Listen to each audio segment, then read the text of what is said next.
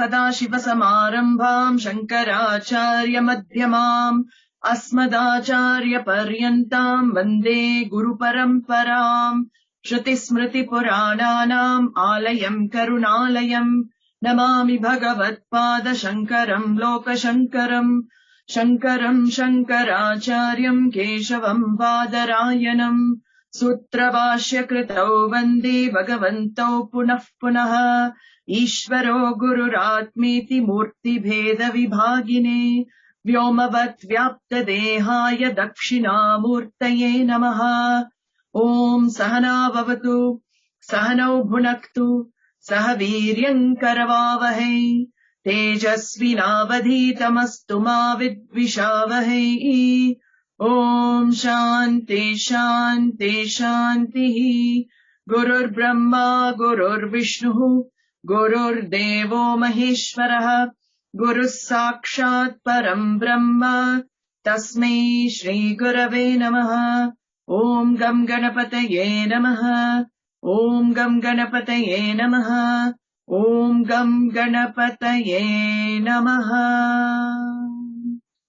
The first verse of Drig-Drishya. Rupam drishyam locanam drik तद्दृश्यम् दृक्तु मानसम् दृश्यादिवृत्तयः साक्षी दृगेव न तु दृश्यते. So we were seeing the verse, we can chant that also, the 8th verse, ahankarasya tadatmyam. Ahankarasya tadatmyam chit छाया देह साक्षिभिः सहजं कर्मजं भ्रान्ति जन्यं च त्रिविधं क्रमात्. So we were seeing these verses and we had seen 3 types of relationships that I as an individual, I meaning I sense ahankara, have with three things in life. The first relationship being manifest consciousness. So we know that consciousness is unmanifest. Pure consciousness is unmanifest, unrecognizable. We cannot recognize it through the sense perception. It is not available. It's not object of the senses, but doesn't mean it doesn't exist. So how is it recognized? Then we saw that through a reflecting medium, through a manifesting medium, the consciousness is able to come to life. The consciousness is able to manifest through a manifesting medium, reflecting medium, which is the subtle body. So we recognize consciousness through the manifestation of consciousness, but it is only a reflection, and pure consciousness is all that there is. So we saw that this, what is the relationship with the reflection and I? So the reflection is like the mirror. We saw that the reflection is like the mirror, and that I senses the image reflected in that mirror. And it is natural relationship. We cannot separate that relationship. As long as the reflecting medium is there, if a light source is placed in front of a reflecting medium, it will reflect. You cannot avoid it. So in the same way, ahankara, which is just a thought, the aham vritti, which is a thought form, when consciousness is there, when the sukshma, the subtle body, enters the physical body, it is like placing the light source in front of the mirror. Then there will be a reflection. It's natural. So the first relationship is very natural. The relationship between I sense and manifest consciousness. That is a natural relationship. Then we saw the second relationship. He asked, what is the relationship between the I sense and the physical body? How is the I sense connected to the physical body? And here he uses the word karmajam. It is born of karma. Karmajam means that the I sense and the body are related because of some purva janma karma. It is not in my control. Who put this I sense in this body? Of course, karma phala data, it is a combination of laws that go to form the I sense in this particular body. Why is my I sense not in another body? That is because the karma is not there. Somebody else's I sense is in another body. So that is their karma. So karmajam means that it is also natural. You cannot avoid karma. The whole reason for birth is karma, right? So we cannot avoid it. That's also, if we understand that relationship, it shouldn't be a problem if it's karma. And the final relationship we saw is the relationship between the sakshi, the witness consciousness, pure consciousness, and the ahankara, the I. And what did he say? He said, Bhranti Jam. This is the difficult one to accept. It's Bhranti Jam. It is born of delusion. It is an as-though relationship. In fact, there is no relationship at all. Whatever happens to the reflection doesn't affect the original. Whatever happens to your reflection in the mirror, does it affect you? Yes, maybe if you look and you see yourself, you identify with the reflection and see yourself, oh my God, I put on weight. I'm so fat. If there's identification with the reflection, definitely you will feel it. And that is the problem that we have. There's an identification with the reflection, which is I, ahankara, and we put all that on the I. But we're going to see that. So here he says it's Bhrantijam. It's born of the final relationship is a born of delusion.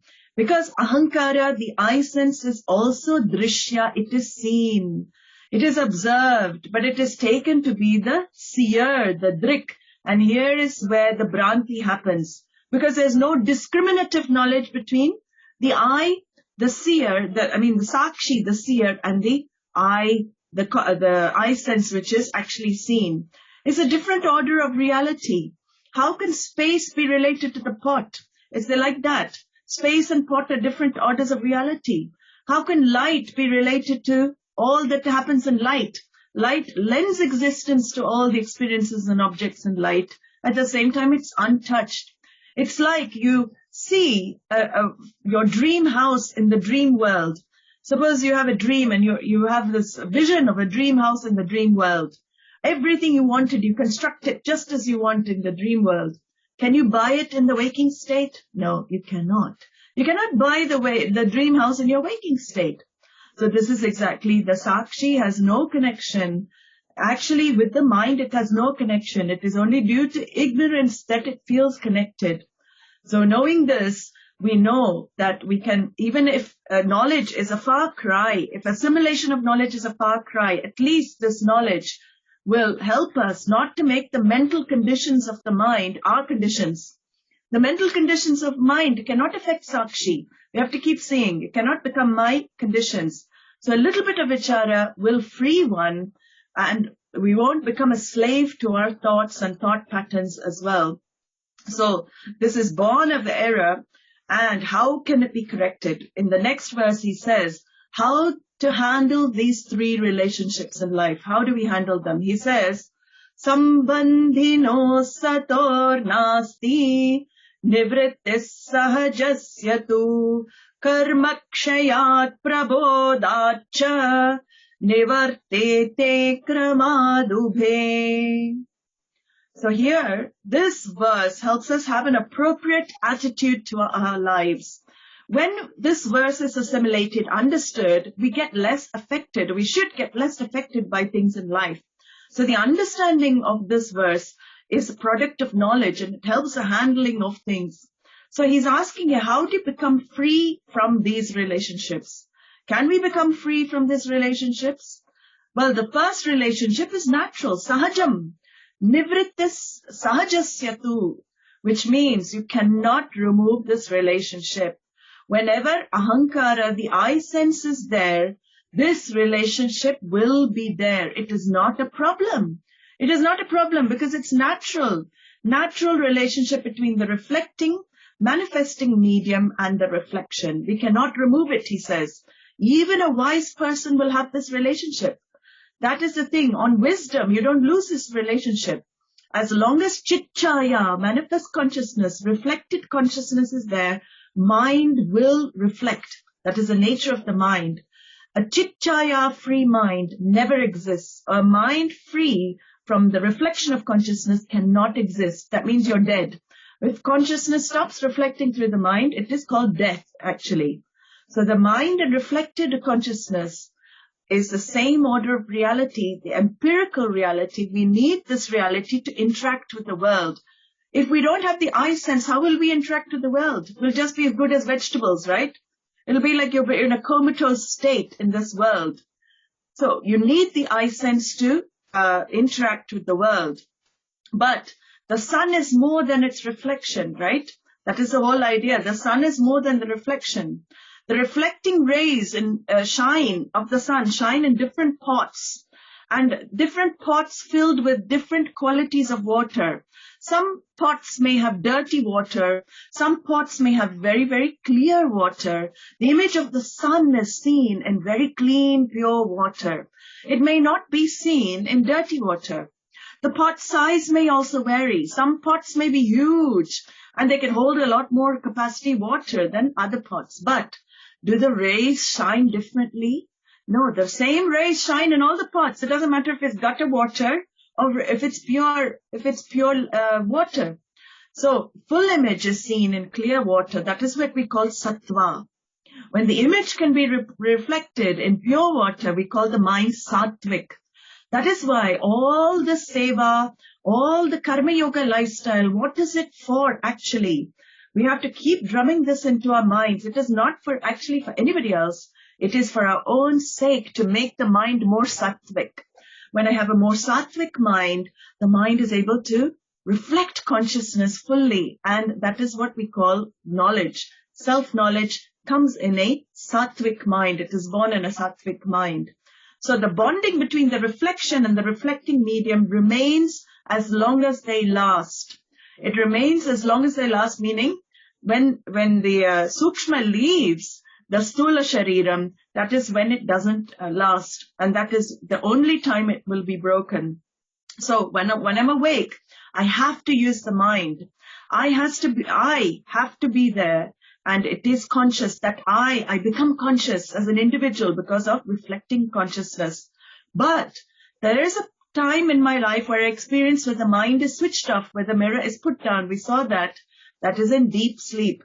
There is no mirror to reflect manifesting. There's no mirror to reflect the light there, consciousness. But there is basic functions that take place, which is the prana, the vital airs, keep the body functioning, keep it going. But the reflecting medium is put down, so the light cannot reflect and the eye sense is resolved. There's no eye there in sleep. So this relationship is the question. The question comes, is it eternal? Is it timeless, this relationship? No. Because Sukshma also has an expiry date. Stula has a very quick expiry date compared to Sukshma. Sukshma has rounds of births, rebirth, death, rebirth, like that. But it still has an expiry date. When is expiry date? It is called Videha Mukti. It is when you recognize, you realize the self while you're living. And when you die, when you're a self-realized person and you're self-enlightened person and you die enlightened, what happens? It's called Videha Mukti. You are free from forever. You're free. And the mind gets destroyed. And this is the relationship between the reflecting consciousness and I comes to an end for good. It is never again born. That is what we call, no more rebirth. We say for a jnani, for an enlightened being, there's no more rebirth. This is exactly what is meant. There is no I anymore. The I has become one with the universe, one with Ishvara. So when is this relationship? This is the first relationship. We cannot remove it except Videha Mukti. What is the second relationship? How do we get rid of the second? Ahankara and the body. The I sense with this physical body or with all the shariras. Born identified with the body. I'm born identified with the body. It is karmajam, born with the karma.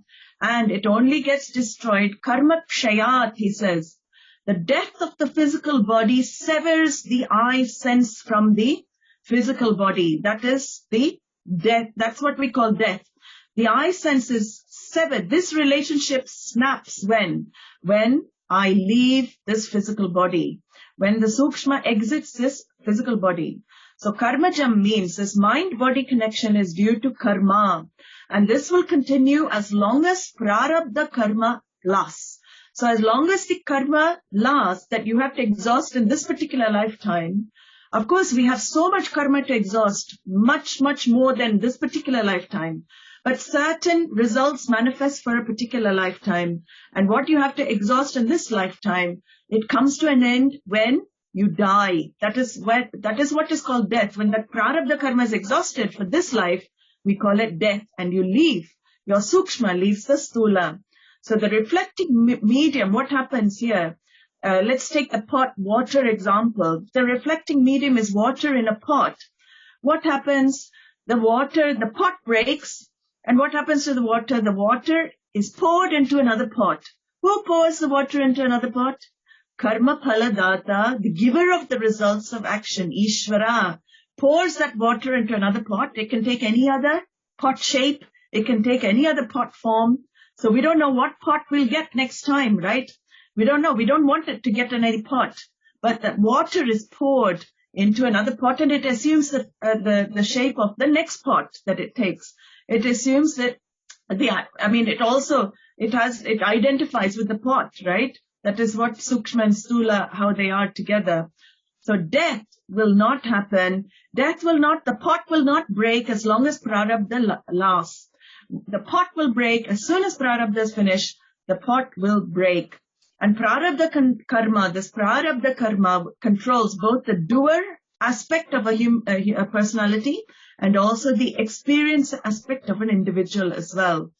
So even after a person becomes unable to contribute to life, we've seen they may still live because there are experiences they have to undergo, even if they're in a vegetable state. If they're in a vegetative state like comatose or in, any kind of state where they're on life support and everything, that still is some prarabdha that particular jiva has to exhaust. Even though there's no I sense there, the prarabdha has to get exhausted. That is why euthanasia is actually not advocated in the Shastra. Euthanasia, because if you understand this law that you have to exhaust whatever even if you take away somebody's life, because of course they're suffering, if we take away, our scriptures say that prarabdha it'll carry on to the next life. It has to get exhausted. So you have to come back in another body to exhaust that prarabdha. So are we really helping somebody by, euthanizing them? That is the question. Is it really helping somebody? If this is understood, if Shastra, the Vedas taken as pramana, you cannot really see it as a helping somebody just because we see, So, and also we don't like to see people suffer. Of course, we can relieve their suffering, but this aspect of the Shastra should be well understood, that one cannot avoid their prarabdha karma. Even if you kill yourself in this life because prarabdha is so bad, you are suffering so much, you're going through so many unpleasant experiences in life. If you decide, use your free will to take your own life, what does it mean? All you're doing is removing the sukshma from the stula. But that sukshma travels and it takes on another stula. And whatever you've got remaining, baki, from this janma, you have to exhaust another body. Is it worth it? That's what we ask. If there is some knowledge in a human being, what we should pray actually in life is, give me the strength to exhaust whatever I have to go through. That is real intelligent living. Whatever papa karma I have to experience in this body, let me go through it. That is bravery, that is courage, and that is actually intelligence according to our Shastra. We exhaust what we have to within this life. We don't use the free will to cut it short and to escape unpleasant experiences. Always human beings have this tendency to escape unpleasant. No, that is not the way out. The way out is to go through the unpleasant, but be immune to unpleasant. That is what we have to learn. And it is a possibility. You can become immune to unpleasant because it is all here. Where is the feeling of unpleasantness? It is in the mind alone. Unpleasant, if you see, is only that an experience does not match what you want to happen. Really, if you really question what is unpleasant, what do we call unpleasant in life? It is when an experience that I have to go through doesn't match what I want, what I like to happen. then we call it unpleasant. And here is where the whole Bhagavad Gita becomes the training ground, where Bhagavan talks again and again about neutralizing the likes and dislikes, strong likes and dislikes. So when my reaction to unpleasant situation happens, what? The prasada buddhi is what is like emotional shock absorber. Even unpleasant experiences, if they're given as prasadam for me, then how can I complain? If it is Bhagwan's manifestation for me, I go through it. It may be very, very difficult. Yes, everybody has difficulties in life. We don't deny. Nobody is immune to difficulties. But if I keep trying to escape, then I will have to come back again and again and exhaust that particular prarabdha. So keep that in mind when anything unpleasant happens in life. It is very good to keep that in mind. So you can understand this relationship. You will have a proper attitude to life. Even self-knowledge cannot remove the connection between the body and the mind. Even self-knowledge, when you're an enlightened person, you cannot remove the connection between the body and the mind. You have to go through it. A jnani also will have connection with body and mind. When a person gets enlightened, does he suddenly die? No, he doesn't. Because the connection between the body and mind can only go when his prarabdha also is exhausted. So he has to exhaust his prarabdha. So look at this knowledge. It gives such a new perspective to this truth. Your emotional reaction to pain and sorrow definitely will decrease if you assimilate this. The pain caused by prarabdha karma, the sorrow caused by ignorance will definitely reduce. Bhagavan says in the Bhagavad Gita, in the Sthita Prajna verses, if you remember the end of the second chapter, he says, Prajahati yada kaman sarvan parthamanogatan atmanyevatmana tushtaha sthita prajnastadochyate. Who is that sthita prajna? That one who is established in wisdom. The one who has given up likes and dislikes, given up those desires. And all of them have left his mind, And so whatever happens to him, he is not bothered. He sees it as what? Papa karma getting exhausted, punya karma getting exhausted. It is just karma exhaustion taking place. So that is a very difficult stage to get to, but that is not impossible for anyone. We cannot just say, oh, that is only for a jnani, that is for a wise person. You will always remain mediocre then. No, there's a potential saint in everybody. Always remember that. A potential saint in everybody. So a saint is there, already there, and that can be discovered as well. So the third relationship, how do we get rid of this third relationship? Well, he says it's Bhranti Janyam, it's delusion. So between the Sakshi, the witness consciousness, pure consciousness, and Ahankara, the I sense, it is Bhranti, it is delusion. How do we get rid of delusion? Delusion can be only overcome with knowledge. Delusion is something of the mind, right? It's erroneous thought. An erroneous thought can only be replaced by right thought. So this is where knowledge, jnanameva mokshaha, only knowledge can free you. Yoga, all of this has place in the scheme of things. But knowledge is the only thing that can free. So he says here, everything else is seen, including aham, and it is drishyam. But what happens? This bhranti happens, this delusion happens, and you take the drishyam, what is seen to be the drik. So I am fat, I am thin, I am tall, I am hungry, I am restless, I am happy, I am sick. That is all drishya, seen. The fatness is seen, thinness is seen, height is seen, hunger is also perceived. You know when you're hungry. Restlessness of the mind is perceived. Happiness is perceived. Sickness is perceived. Perceived means they're drishya, seen. But what do? You take it to be drik, the seer. All wrong conclusions. And this bond this is the bond that is as though bond between the Sakshi and mind. It is not a real bond. Because Sakshi is, and it always will be free from the Ahankara. The witness consciousness is free from the Ahankara. The mind and the Chit or Sakshi belong to two different orders of reality. So the mind belongs to the transactional reality, mithya. It is called mithya. Transactional reality means the reality that I am in this world right now. I transact with this world. You need the mind to transact with the world. But absolute reality is satyam. Absolute reality is satyam, the truth. And how do I discover that absolute reality? Prabodhacha. Prabodhacha, he says, this is the only way to wake up to the truth of yourself, which is by self-discovery.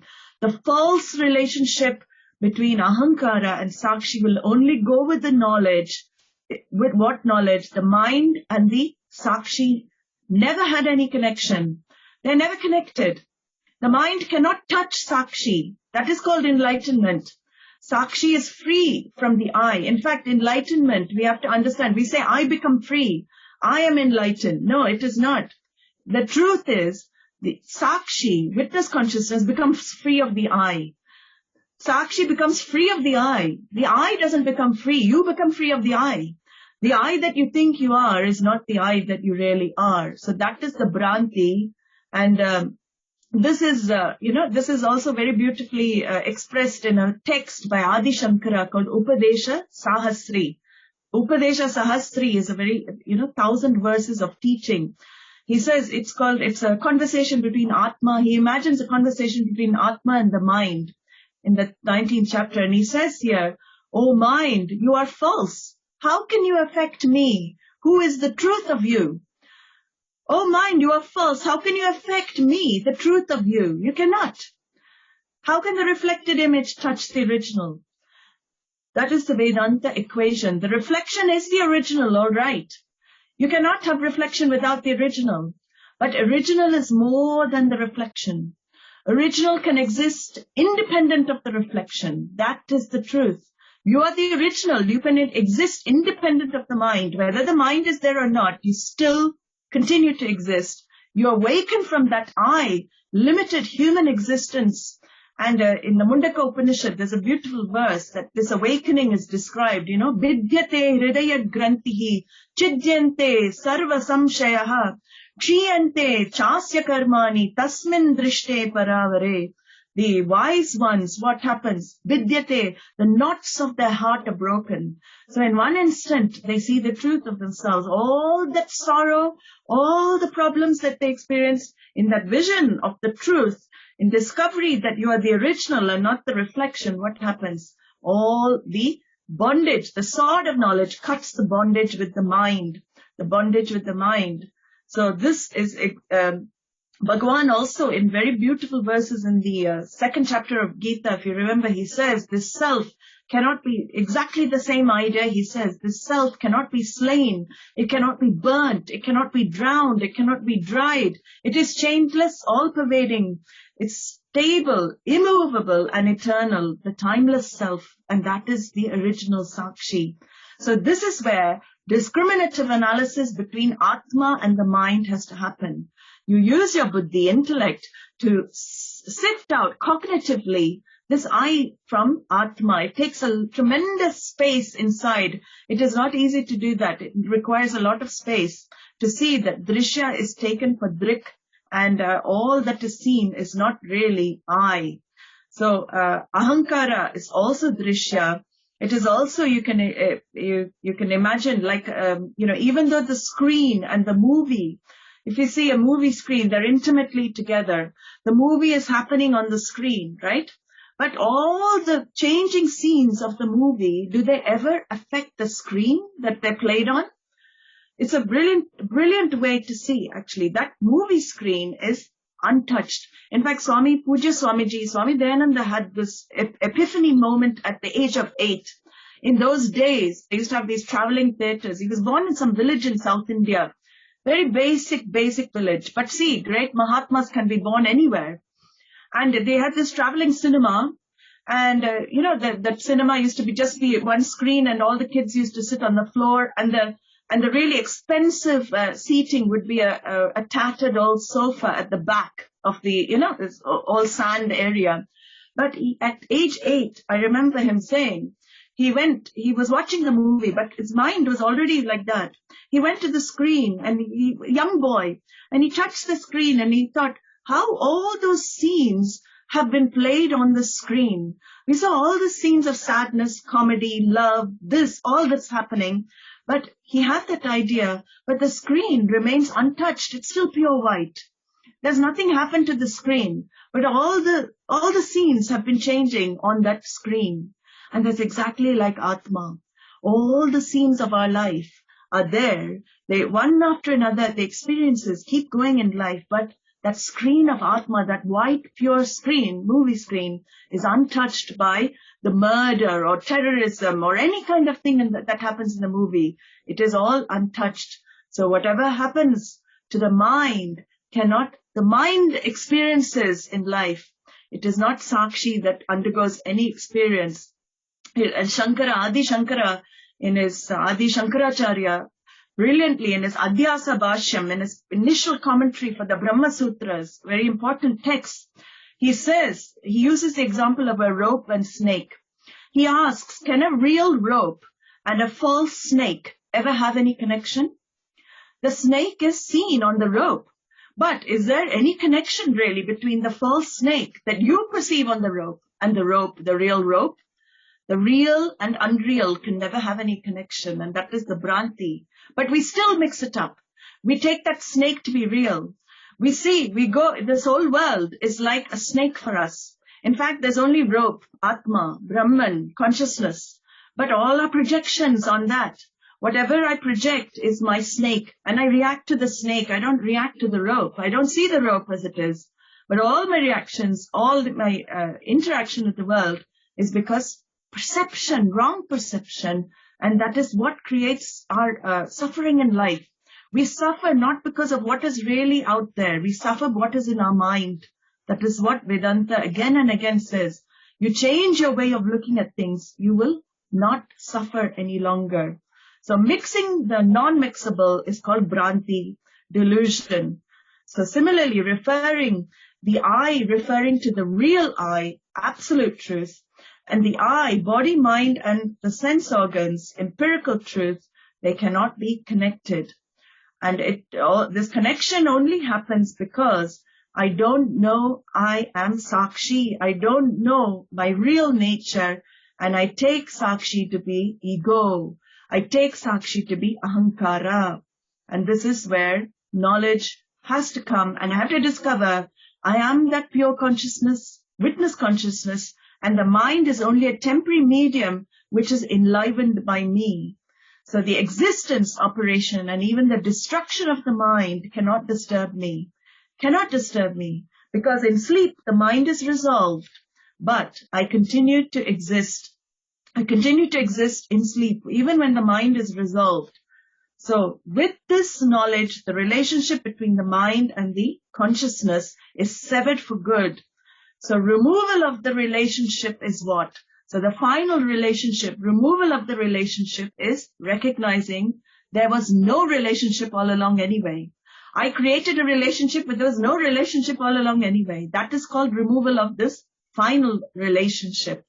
And now this author, very beautifully, he goes on to examine, he split the mind into two sections. If we saw before, he split the mind into two thoughts, actually. Aham vritti, which is the I thought, and idam vritti, this thought. So the aham, the I thought, claims all of the other thoughts as its thoughts. And now he examines, what is this I thought? Who are you, in fact? Who do you think you are? And he says, Ahankara laye supto bhave dehopya chetanaha Ahankara vikasardaha swapnas sarvastu jagaraha. So from the 6th verse up to the 12th verse, the formation of the seers and the function of the seers was discussed. So we had seen how are these seers formed and what are their functions, and we have been seeing all of this. But the question will come, if Atma is self-shining, if it is self-revealing, what happens to Atma in sleep, dream, and waking in the 3 states of experience? What happens to it? Does the quality of consciousness change when I change the state? Does the quality of consciousness diminish in sleep state? Does it get stronger in waking state? It seems to. It seems to keep changing. But what happens to Atma? He says here The quality of consciousness seems to change. Yes, sometimes it's bright, sometimes it's dull, sometimes it's blank. How is it? How come it also manifests differently from person to person? How come for some people it is very bright, the consciousness bright through the mind, they're very, very bright buddhis. And if it is one changeless entity, what is it that changes, comes into being and then leaves? Because it seems that I'm always changing in life. Is it Atma that's changing? What is changing? So we have to understand consciousness does not change. There is no change for consciousness. The three states of experience that we go through in life are not for consciousness. They are for the I sense, ahankara. Ahankara, the mind experiences the three states of experience. The ego, ahankara, goes through waking state. The ego, ahankara, changes in the dream state. And the ego, ahankara, resolves in the deep sleep state. And we call it, circadian rhythm, the sleep, waking, sleep, going, all these three states. We alternate between these three states in life. So entire living and dying experience is explained by this particular paradigm that's given in this text. He says, ahankara laye, in the absorption of the ego. When is the ego totally absorbed? When is the ego totally dissolved? Ahankara laye, suptau, he says, in deep sleep. The mind is totally resolved in deep sleep. That is why if somebody asks you, are you asleep? Very stupid question. Actually, if somebody comes and asks, are you asleep? If you say, yes, I'm asleep, you're not asleep, are you? So if you react to say, yes, I'm asleep. I've heard many people say, are you asleep? No, yeah. So that if you react and say, yes, I'm asleep, you are not really sleeping, because sleep state is what? The very description of deep sleep state is when I is not there anymore. Where are you in deep sleep? There's no sense of individuality. Where is your history? Where is your problems? There's no relationships. Where are your attachments? The mind resolves totally. The sense powers also resolved totally. So deep sleep is the first state we enter into after waking state. We cannot go straight to dream from waking. We have to enter sleep first, then go into dream. So this is, what happens in the deep sleep. He says, dehe api bhavet achetanaha. The body, physical body, becomes unconscious. You're still alive only due to prana functions taking place, but your body is unconscious. Absolutely no response to the world. Whatever can happen, right? So, ahankara, when the I sense, when the I sense is resolved, the body cannot react to external circumstances.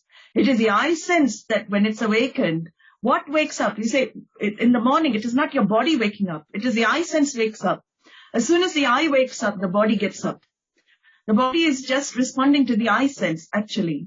So when ahankara is active, the body comes to life. So you're able to walk, talk, eat, think, laugh, cry, interact with the world only because the I gets woken up and it comes alive. And this consciousness manifests through the ahankara vritti, and then in the body only allows the body to become conscious. And ahankara's association with the body, bringing us to life, is what we call waking state, actually. That is waking state, only when the ahankara is with the physical body. So I'm going to leave this. This verse is going to take some more time, and we don't have much time. So I'm going to leave it here for today. Om sarve bhavantu sukhinah, sarve santu niramayaha, sarve bhadrani pashyantu, ma kaschit dukkhavat bhavet, asato ma satgamaya, tamaso ma jyotirgamaya, prityor ma amritam gamaya. Om Purnamadav Purnamidam Purnat Purnamidachyate Purnasya Purnamadaya Purnameva Vashishyate. Om Shanti Shanti Shanti. Harihi Om Shri Gurubhyo Namaha. Harihi Om.